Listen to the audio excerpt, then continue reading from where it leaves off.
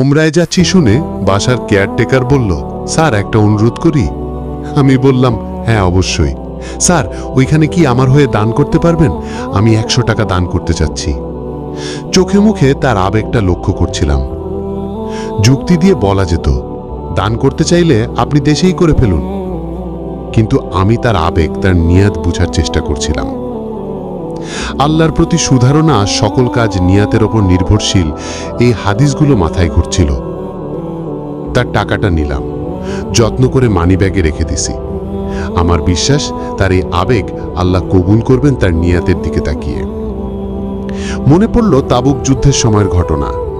এই সময় রাসূলুল্লাহ সাল্লাল্লাহু আলাইহি ওয়াসাল্লাম ক্রাউড ফান্ডিং করেছিলেন।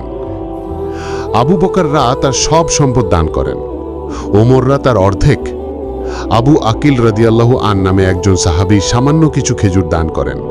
তার এতটুকুই ছিল সামর্থ্য। এটা দেখে মুনাফিকরা বলা শুরু করে, এই কয়টা খেজুর দিয়ে আল্লাহ কি করবেন? তোমার এত কম দানের চাইতে দান না করাই ভালো।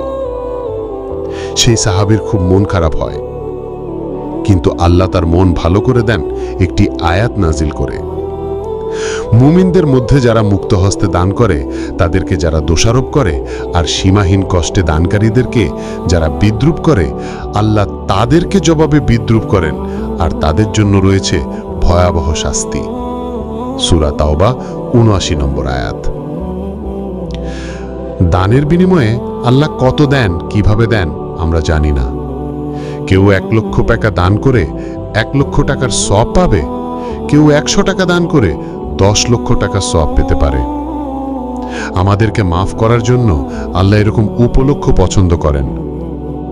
আপনাকেও একই কাজ করতে হবে এমন না, কিন্তু এমনভাবে যে কোনো আমল করতে পারেন যেন আল্লাহ আপনার আবেগ নিয়াতের জন্য অগণিত সওয়াব দান করেন।